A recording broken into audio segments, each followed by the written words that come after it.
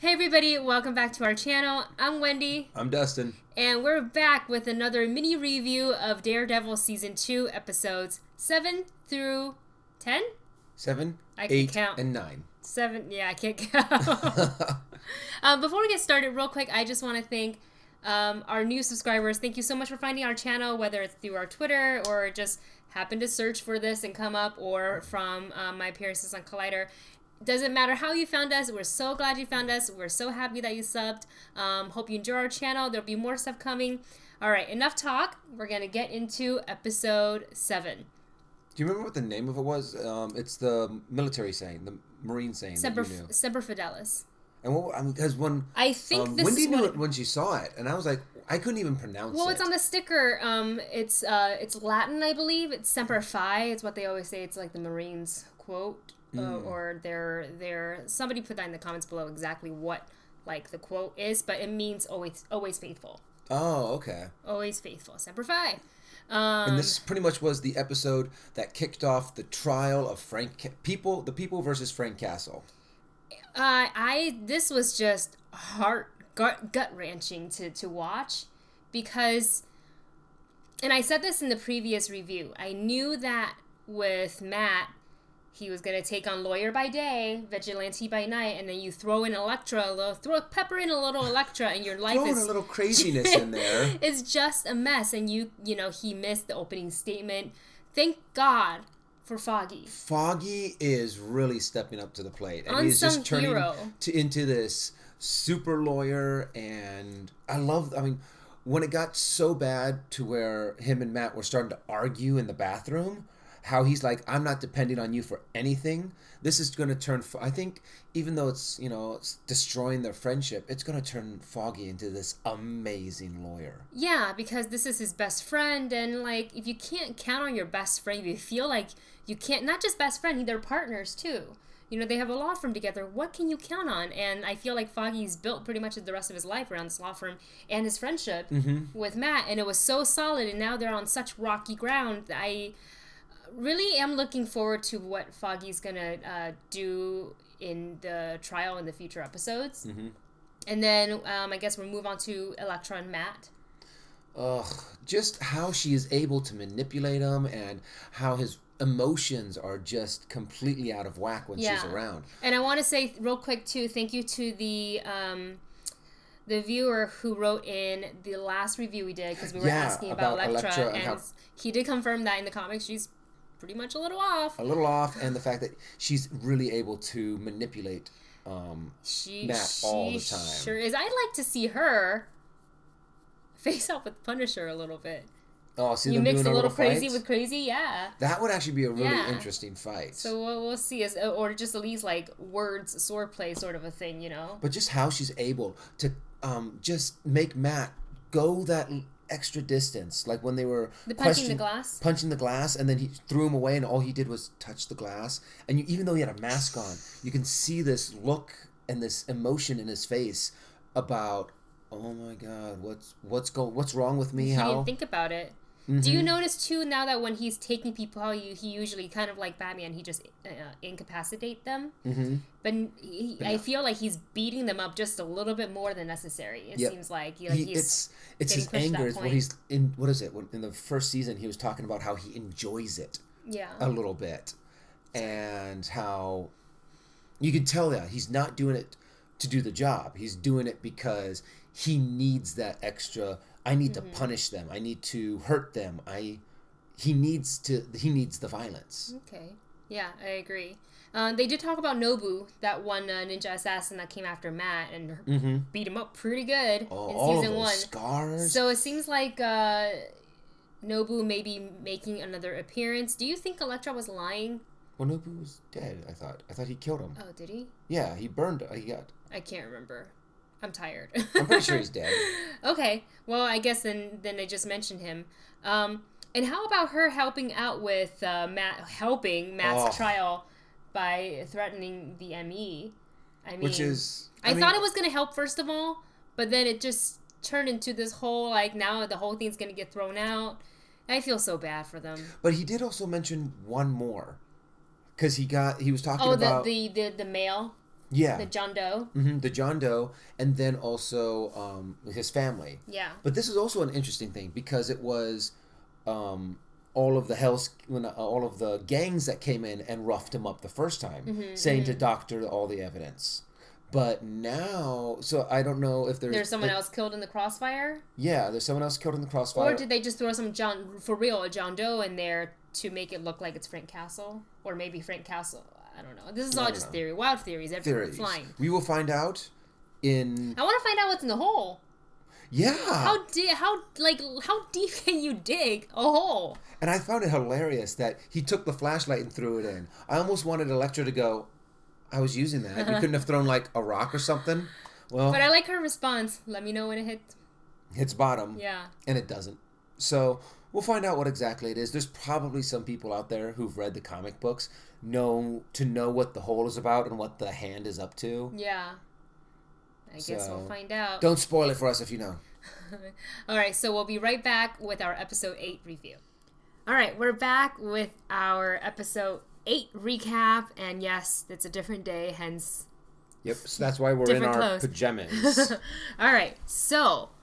Oh, man, I know... this was one of the really good ones. Yeah, people have been tweeting me about this episode, this one, and the one after, too. They've been saying this is really good, but it's basically... the hand comes in. Mm-hmm. Finally get introduced to the whole story behind the hand, what's going on, the story behind Stick and Elektra. Stick comes back, which we're like, yay! And then towards the end, I was like, oh, is he not?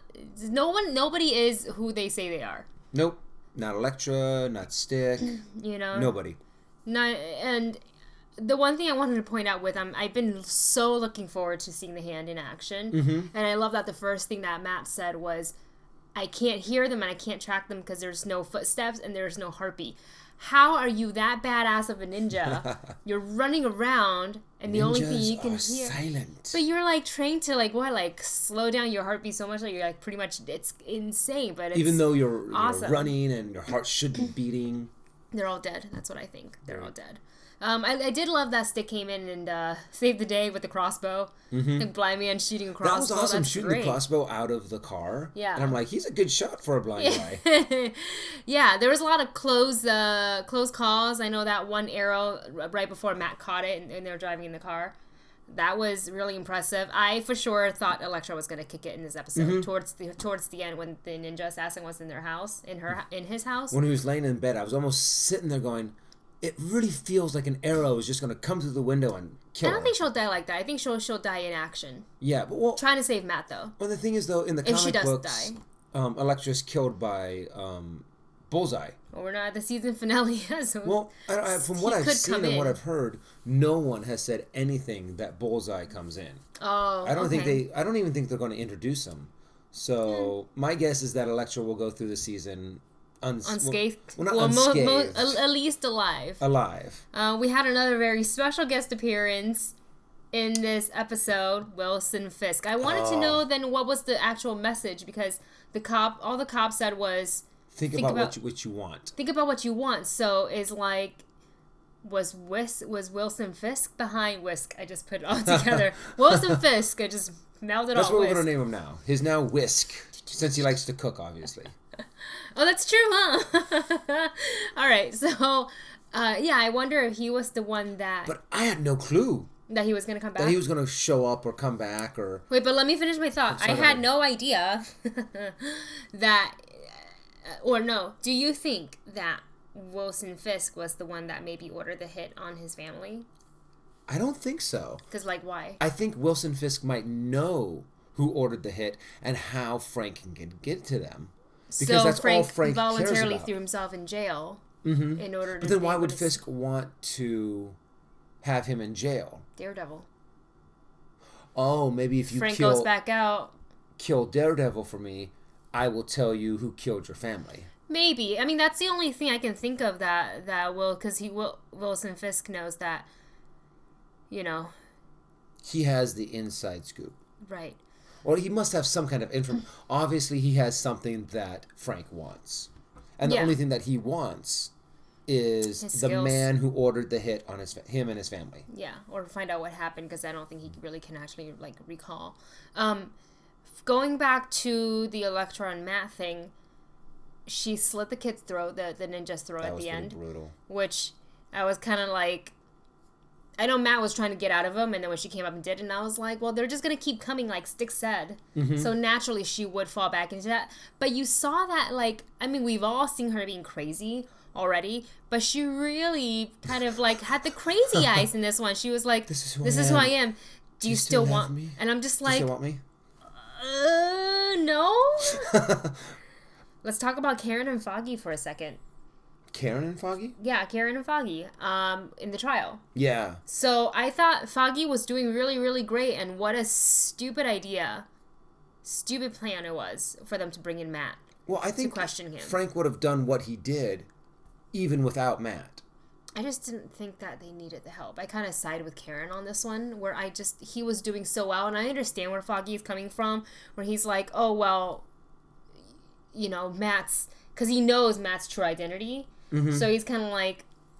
And, you know, Matt's the only one who really knows the Punisher. But I really felt like, I don't know, I mean, I guess it could have gone both ways, but I did like seeing the trial go down, and like seeing... the DA kind of had to get very defensive and not really getting her way, and it brought me so much satisfaction. Seeing her kind of get her ass kicked was kind of fun. Yeah. So we're going to go watch episode 9, and we'll be back with our review. We're back with our review of episode 9. Holy crap, can this series get better? Keeps on getting deeper and deeper. I like to also call this episode the Wilson Fisk episode. Because he's all over it, and it's good to see him back. Mm-hmm. What a great villain. You know, recently when I did a mailbag with Christian and Dennis, one of the questions was that somebody actually didn't like Vincent D'Onofrio's portrayal of Kingpin.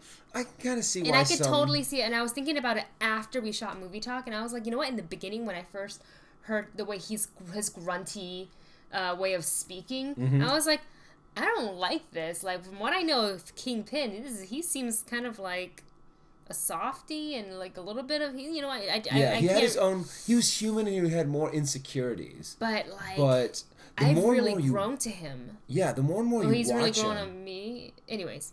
The more and more you watch him, the more and more you realize where his strengths lie. And it's kind of like a guy that's put all of his chips into one area. Mm-hmm. He knows how to plan, he knows how to strategize, and he doesn't care about the social aspect. And speaking of planning, which is basically what he did, he was like the mastermind behind this entire episode and I like seeing that they brought you all the way back from the first day he got himself, he landed himself in jail. Mm-hmm. Being like the new kid on the block. That's really cool how they did the review. How they completely progressed to like from there to present day. It's great. But they did it in a few minutes. Yeah. They were like, they ain't got time. They were like, dud, you got it? Good. We're moving on. Now we're caught up. Like, it's just, it's so good. And how he was wheeling and dealing with Frank, and he knew exactly what buttons to push to get him to do what he wants. And yet he's still kind of like, I know you're going to try and kill me anyways, but that's the way I have to play the game. I like that he's so confident, like, come at me, bro. Mm-hmm. Kind of a deal, like, I guess we'll see, because, you know, the two of them can't exist. Come at me, bro. I can see Fisk doing that, right? Not so much. I'm very curious to see what the hell are they working on? It's like this egg shaped. It's got to be like basement. The Ultimate Warrior or something. I tried to read. I'm not Japanese. I'm Taiwanese, so I couldn't read the two characters. But the second letter or the second word, if it's the same translation as it is in Chinese as it is in Japanese, it meant birth. So I guess we're gonna find out because we have 4 more episodes to go. We're gonna find out what it means. But I called it. Nobu came back. Remember I said to you? And honestly, I saw it coming too. I see you have the scars to remember me by. Yes, all the birds. You're dead. There's no such thing. So they're all immortal? That's what it is? They steal other people's blood? They can be brought back. Now, I don't know technically if they're immortal or if they can be just brought back from the dead. I recall... Because he still had the scars, the burns and stuff. But I recall somebody saying, and I can't remember if it was this episode or the one with Stick, something about, like, rising or blood rising. I can't remember. But, yeah, I don't know. Maybe they somehow, like, ninja regenerate. What was it? They do the whole... ninjutsu thing that they do in so many. Ninjutsu, hi. It's like Naruto. Naruto. I absolutely love this episode. Really cool. This may be my favorite episode, or it's right on the same level as episode 4, because that was really good too.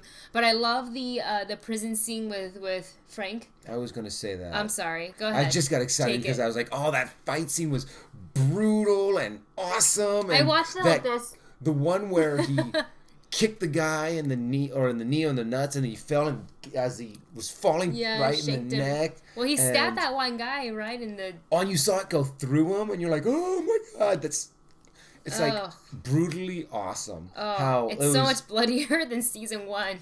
The way the Punisher should be, though. Yeah, true. It's really great. Now this is going to be interesting because they took Jessica Jones in a violent area, but nowhere near as violent as this season of Daredevil. And I think Daredevil last season was a little bit more violent than Jessica Jones. Yeah, Jessica Jones kicked it up with the sex scenes, though. True. Yeah. It was more about the sex. I wonder in which direction they're going to push the envelope with Luke Cage. Luke Cage. Well, I don't know if we'll even see Luke Cage bleed because his skin isn't penetratable. No. Oh yeah, Luke Cage. So I guess we'll find out. That but doesn't mean he can't make other people bleed. This is true, and so far they're doing Marvel on Netflix. They're really doing all their characters right. Mm-hmm. It seems like it's a much darker portrayal, which is it's fit for Netflix because they can't really show some of that stuff on TV. And it's just I'm liking this darker portrayal of these specific comic book characters. It's really great. I think they're doing a great job. It's fun to watch. It's so good. Very entertaining. Quick question for you, and maybe for you guys out there too. What was it that Karen was looking at in Ben's office that made her sob? It was her file. Oh yeah. What was and it? They just brought it said it up, like and there was teen a fatality or something like that. It might have been something about her past that Ben did not mention or bring up, but the other guy knew because he said he didn't care about it. So I think we're going to find out more about it. It's something in Karen's Always past. knew there was something more to Karen. Mm-hmm. Yeah. All right, so in our next video, we will be doing 4 episodes just so we can finish it off. So make sure you hit that thumbs up button and subscribe for more videos like these, and we'll see you in the next video.